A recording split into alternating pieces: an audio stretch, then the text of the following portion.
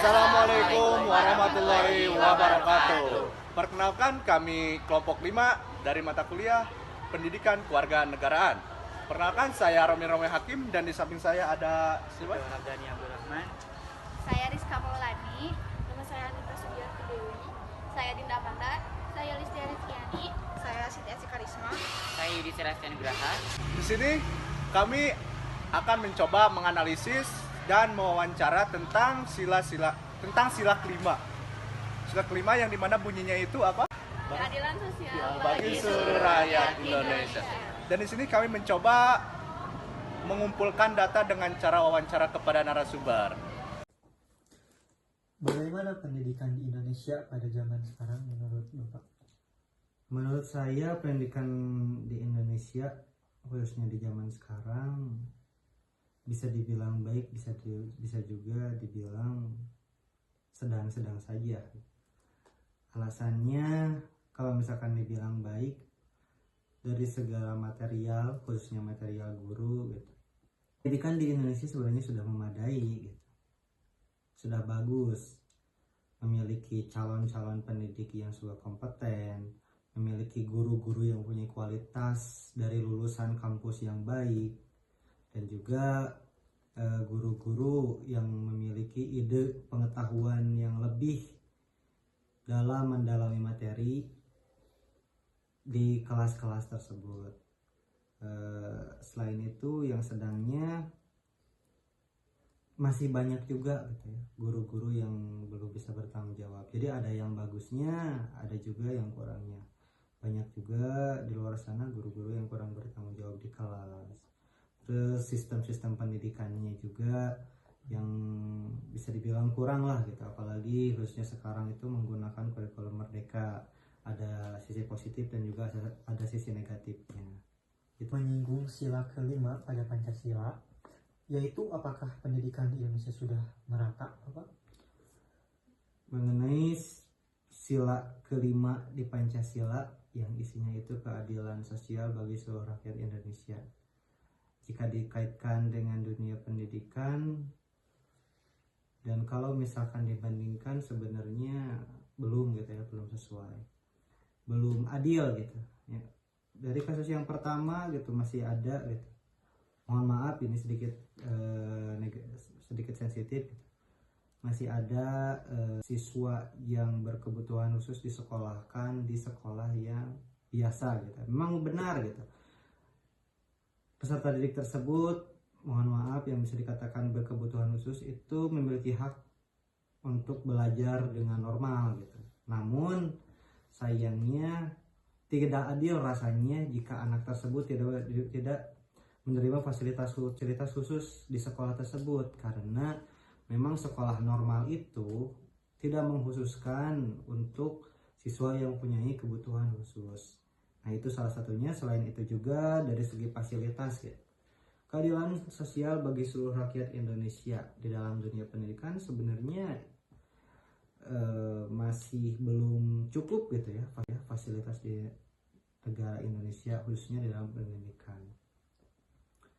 Contohnya begini, misalkan dalam penyampaian materi khususnya pembelajaran IPA, setiap sekolah itu harus mempunyai patung apa itu ya, yang ada organ-organ tubuh manusia. Nah, masih banyak gitu ya di sekolah di luar sana, khususnya di sekolah pelosok gitu, yang belum mempunyai benda-benda seperti itu, ataupun atlas, globe dan yang lainnya. Jadi belum adil lah gitu. Dari segi pendanaan juga belum adil. Kemudian bagaimana nasib pendidikan di pelosok dan perbatasan Indonesia menurut Bapak sendiri?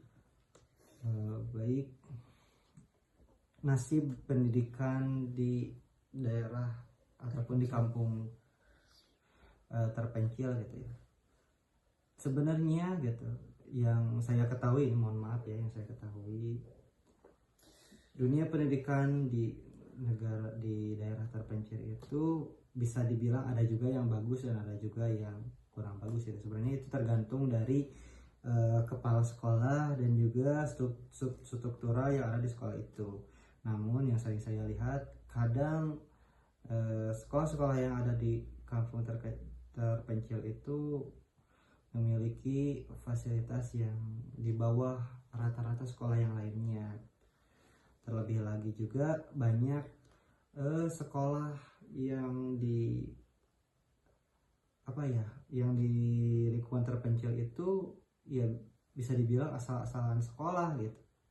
Jadi dari segi pendidiknya juga kurang, terus banyak juga beberapa peserta didik yang memiliki attitude kurang gitu. Beda halnya dengan yang di kota gitu. Biasanya yang di kota itu sering mendapatkan perhatian dari pemerintahan pusat ataupun pemerintahan kota gitu. Jadi sering ada kunjungan dari pengawas dan yang lainnya gitu.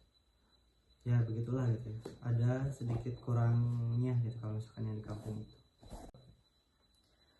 Kemudian, keadilan dalam pendidikan itu adalah memberikan fasilitas yang memadai bagi siswa yang berhak.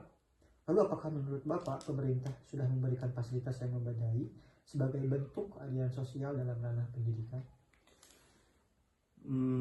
Itu ada kaitannya dengan pertanyaan yang tadi gitu ya, mengenai fasilitas yang telah diberikan sekolah kepada siswa. Memang benar gitu ya, di beberapa sekolah memang hanya sekolah-sekolah yang besar saja gitu yang mempunyai fasilitas yang bagus. Apalagi sekolah-sekolah yang ada di pelosok itu memiliki fasilitas yang ya kurang baik gitu. Nah, apabila dikaitkan dengan negara Indonesia, apakah negara Indonesia sudah bertanggung jawab mengenai fasilitas yang telah diberikan kepada sekolah-sekolah yang ada di luar sana? Yang saya tahu sebenarnya khususnya Menteri Pendidikan gitu ya sudah memberikan gitu ya, namun ya entah apa yang terjadi gitu ya. Misalkan yang diberikan oleh negara itu sebagian dan yang sampainya sebagian, berarti ada potong memotong gitu ya di bagian pendidikan itu, entah itu dari pihak atasnya ataupun ya dari pihak sekolahnya gitu. Karena ya memang sudah tidak asing lagi gitu ya di negara Indonesia yang namanya korupsi.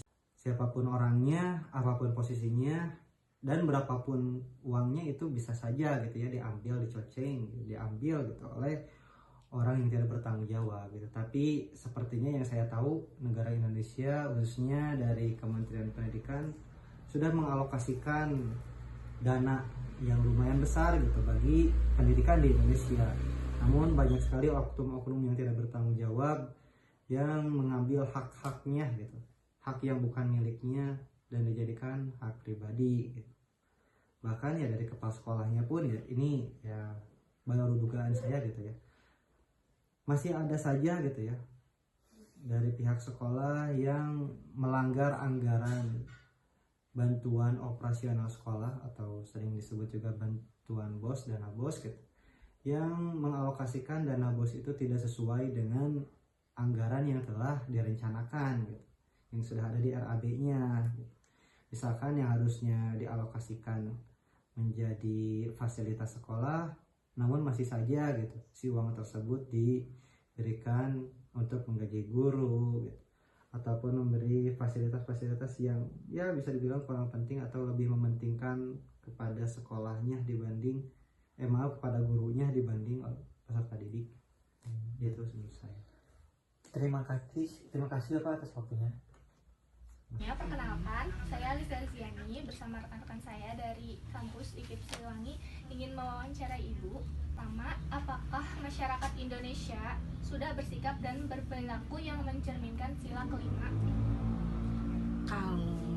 Kalau saya pribadi mah mungkin ya sudah ya, cuman memang kadang-kadang suka dengar dari yang lain-lain kok si anu yang ada kebagian sementara gitu ya. Kalau di sini sih rata, alhamdulillah rata. Paling ada yang sudah, ada yang belum. Gitu. Ya. Oke, lanjut. Menyinggung sila kelima dalam Pancasila, yaitu keadilan sosial bagi seluruh rakyat Indonesia. Hak apa yang sudah masyarakat dapatkan, khususnya Ibu, dari pemerintah sebagai wujud dari sila kelima tersebut? Mungkin bantuan untuk warung, terus ada pernah kita dapat bantuan dari sembako juga ada gitu. Itu aja sih ya gitu. Baik, apakah pemerintah sudah menjalankan kewajibannya dalam memberikan hak kepada masyarakat, salah satunya kepada Ibu, memberikan bantuan sosial secara adil dan merata? Kalau pemerintah mah mungkin adil-adil aja ya, karena kan memang dapat artinya instruksinya dari yang lebih atas ya, presiden gitu. Cuman kadang-kadang yang di bawahnya ini neng jangan gunakannya ya, nah gitu. Yang harusnya nggak dapat jadi dapat, yang harusnya dapat jadi nggak dapat gitu ya, gitu. Kalau buat saya masih yang di bawahnya kurang adil neng gitu. Kalau kata saya ya gitu. Kalau dari pemerintahnya mah nggak ada masalah neng gitu. Cuman yang di bawahnya ini kadang gratis, gratis tapi diuangkan atau dapat uang seorang dipotong, kan kasihan ya, kasihan buat yang ngebutuhinnya ya gitu. Terima kasih telah menyimak video yang telah kami buat. Semoga setelah menyimak video ini ada manfaat yang dapat kita ambil. Cukup sekian yang dapat kami sampaikan. Wassalamualaikum warahmatullahi wabarakatuh.